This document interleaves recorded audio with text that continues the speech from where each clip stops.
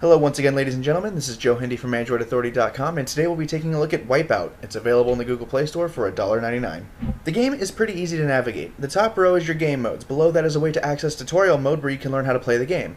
Next to that is where you can view your stats. Then, of course, there's a settings button. Below all of that, you can find links to Facebook, Twitter, and ABC.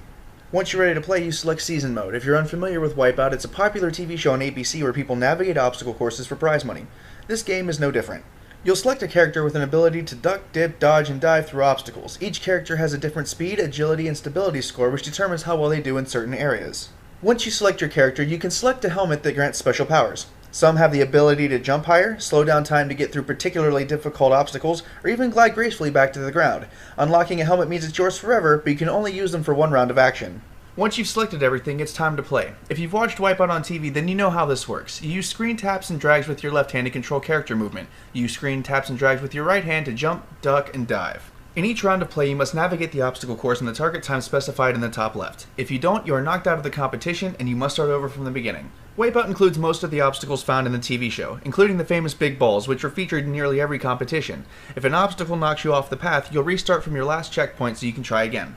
Each competition lasts for 3 rounds. In the first round, you must get the target time. In the second round, you not only have to complete it in the target time, but you can only fall off the level 5 times. If you are knocked off a 6th time, the game ends. In the final round, you must beat the target time to win the match. However, in the final round, if you don't get it, you'll still get 2nd or 3rd place along with the prize money.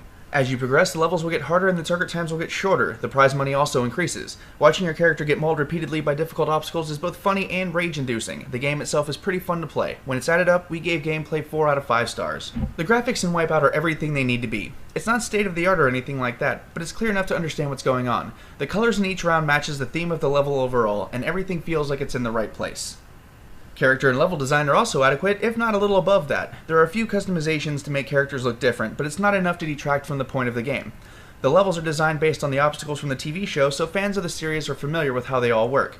In terms of design and looks, Wipeout is pretty well done, so we gave graphics a value of 3.5 out of 5. We're not going to beat around the bush with replay value, because there really isn't any. Once you finish the game, the only thing left to do is play time trials. However, developers have left little clues in the menus that more content will be added eventually. There is plenty to do until then, but if you manage to get to the end, you're at the end. So we gave replay value a 2 out of 5 rating.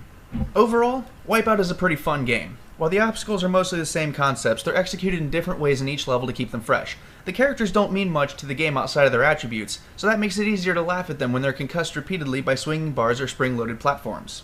There are 6 events total in the game, each with varying difficulties. The earlier difficulties are pretty easy, but the later ones, they can get a little ridiculous. Based on some of the menus, it appears as though developers are still working on adding content for Wipeout, so what you see isn't all of what you're getting. Given the fun gameplay, the imminent promise of content expansion, and the senseless beating your character takes every round, we think the game is worth $1.99, and gave it an overall value of 3.5 out of 5 stars. Once again, I'm Joe Hindi from AndroidAuthority.com. Thanks for tuning in, and feel free to subscribe to our YouTube channel or check out our social media links in the video description.